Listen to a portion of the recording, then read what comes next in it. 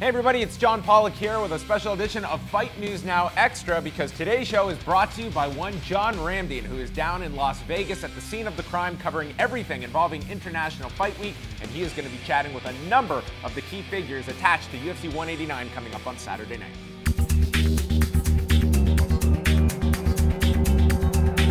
UFC 189 goes down on Saturday night with two championship fights on tap, one of which will be for the welterweight championship, as Robbie Lawler will defend his gold for the very first time since winning it against Johnny Hendricks last December. He meets Canadian Rory MacDonald, and John Ramdian is down in Las Vegas and spoke with the champion on the eve of his first title defense.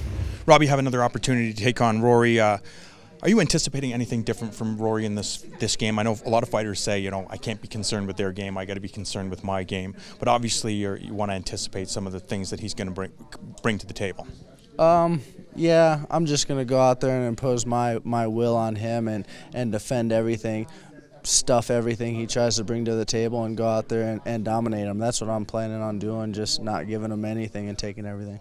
How important is it for you to have growth? I think anybody that's watched you from, you know, a long time ago expects a specific style from you, but as a martial artist you want to grow and showcase your abilities inside of the cage, but it seems that you have a specific style that has brought you to the show and earned you the championship. Yeah, that's my style. I'm just fine-tuning, I'm sharpening my skills so that I can do what I do best, which is keep it on my feet and beat people up, and that's what I plan to do. The mental game, is there anything that you do specifically to work on that to ensure that you're sharp come fight time? No, it's all about the hard work and the repetitions and getting in shape. That's why I'm confident coming into this fight, because my body feels great, because I know that I've put in all the work. I've worked on every aspect that I need to get ready for this fight. That's why I'm confident. And talk about ATT.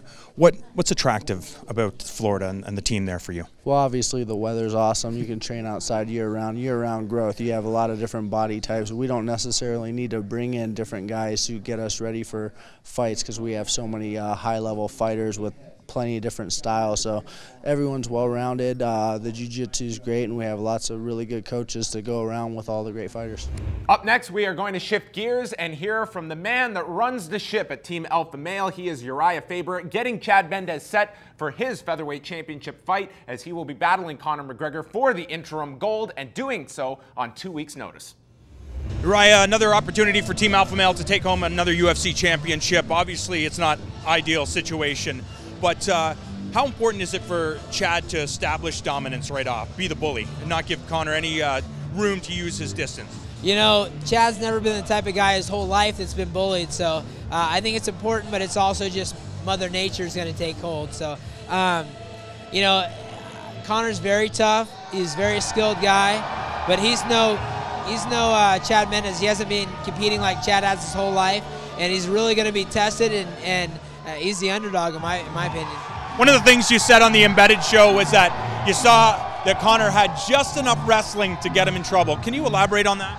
You know, it's one thing when you got a guy that doesn't know how to wrestle at all, and he doesn't react the right way, and there's another thing where a guy has learned just enough to be fish bait for a guy that really knows what he's doing, and I think that's what we've seen with Conor. He's got some good fundamental stuff, but it's just not enough. What have you seen from Chad over the last couple of weeks that surprised you, if anything? You know, just how calm and collective is, how confident he is in a short notice fight, in a world championship fight, against a guy that has a big mouth. You know, I think, you know, there's no doubt that it's a tough task on a short notice, fighting a guy that's got a great track record, but just the excitement he has to go in there and compete and win the belt. And now we will shift gears over to the other camp attached to that main event on Saturday night, as John Ramdian spoke to the head of the Straight Blast Gym out of Ireland. He is John Kavanagh, preparing both Cathal Pendred and, of course, Conor McGregor for Saturday night's fight. John, it seems that you guys at the Straight Blast Gym are innovators. The mixed martial arts, there is a winning recipe, but you guys are trying to color outside of the lines. Is that important to you? Yeah, I think if you follow the development of MMA since UFC 1, we saw the jiu-jitsu guy first, then the wrestler, I mean, then you might say in the GSP era, the athlete. And I think Conor represents a new era of the complete MMA fighter. He's athletic, he can strike, he can grapple, he can fight off his back, he can fight going forward. So it's a very, very proud moment. You know, I'm at this a long time, I'm with Conor a long time. And with absolutely no disrespect to his opponents to date, they really didn't bring the best out of him. I'm looking forward, and I hope that Chad is the guy to bring it out of him. Talk about flow and creativity. It seems that it's not forced, but he tries to be creative out there. Do you encourage that with your fighters? Yeah, I mean, even there today, he was doing some new drills I hadn't seen him do before. So, at the end of the day, we're kids that like martial arts. You know, that's at the end of the day. It's very nice that it's led to a career in professional fighting, but back in the day, you know, 10 years ago when we were playing around with techniques, it was just that was the fun side to me, and that will never go. The playing with new techniques and that kind of wide-eyed look you get, and you're like, oh, that's cool. I hadn't seen that before, you know, and that's what we enjoy doing. Mentality. How do you ensure that your fighters are as super sharp as they need to be? It seems, I mean, that's always been the message that we've heard is the fighting game is 90% mental. How do you make sure that Conor and Gunny and all these guys have the real confidence opposed to false confidence? You know, if I'm being honest, I don't think that's my job. I think I coach a lot of guys, and high-level competition is not for everybody. But the few that rise up, they just love competing, and that's something that I believe you're born with. You're born with that, enjoying performing. Now, if you give me someone that enjoys performing, I can add in the physical side then. But Conor's mentality, Gunny's mentality, all my guys' mentality, that's something they foster themselves. And then maybe my job is just to create an atmosphere in the gym where we foster that confidence. And every day since I've known him, I've told him he's going to change the game, he's going to be a world champion, and Saturday we get to do it.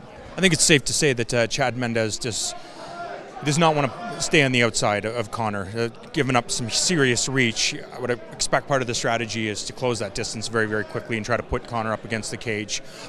Is there any area in this game that Conor's not comfortable? You know, it's something one thing I've done as a coach since right from the beginning was when I looked at my guys training or competing, I always thought, what would I do if I was cornering their opponent? Where would I want to bring the fight? And I just kept doing that again and again and again until I thought they were as good as they can be. And you know, Conor's I think it's his 20th pro fight the weekend, and I think it's Chad's 20th pro fight as well, which is kind of cool. And I think it takes about that long for you to fill in all the gaps, fill in all the holes. And I believe now he's getting close to that perfect fighter. And like I said, I really hope Chad is the guy to drag a fight out of him. Don't know if he is, but I'm looking forward to seeing it. Did you know that you had an innovator? Like when you started seeing Conor develop, did you know that he would turn into the athlete and the mixed martial artist that he became? Early on, he was the type of guy that when I'd show something, I'd come back to him 2 minutes later, he'd be drilling, and he'd go, yeah, that's good, but what you think of this way? And it'd be, you know, sometimes annoyingly slightly better than what I'd just shown him, and he was, you know, this is when he was a beginner. So yeah, he's always had a mind that's obsessive, and it kind of suits me because I'm a little bit that way as well. So it's been, like, you know, that guy that's texting me at 3 a.m. saying, you showed that today, but why didn't you go this way? Or show me a video of someone else doing it a different way, you know, then you know you're onto a winner. Now for you, obviously your goal is to go out and get knowledge and bring it back to the gym. How do you do that? Where do you look for inspiration and to ensure that you have the sharpest abilities?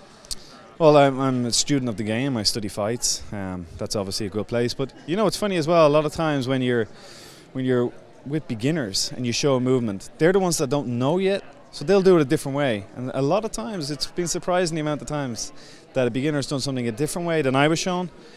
And I'm like, oh, wait a minute, let's try it. We do it a couple of times. And like, hold on, I'm interested in one thing. That's results. That way is working better. I'll stop the class, bring it in, and say, hey, look. This guy's had to coming up with some slight variation on that, and I feel it's better. So I watch a lot of fights. I watch the individual arts. I'm a fan of all combat sports, and you know, I have a busy gym, and we foster this mentality. So little nuggets are popping up all the time. What is the mentality? Is it an open door policy at Straight Blast Gym? Can anybody go in there? And what is the environment? Yeah, I would hope that anybody you talk to that's visited my gym will say what an open atmosphere we have. It's obviously in the last 12 months it's getting a lot more popular, and a lot of UFC fighters contact me about coming over, and you know, there is some things you have to be, oh well, you're fighting my guy in two fights time, you can't do that. But for the vast majority, we've had a huge number of guys in our doors. It's always open door policy. Me and my guys were the eternal students, and if some guy can come in and add a little bit to our game, and maybe we can add a little bit to their game, at the end of the day, like I said, I'm an MMA fan, and I just enjoy seeing the sport grow and evolve.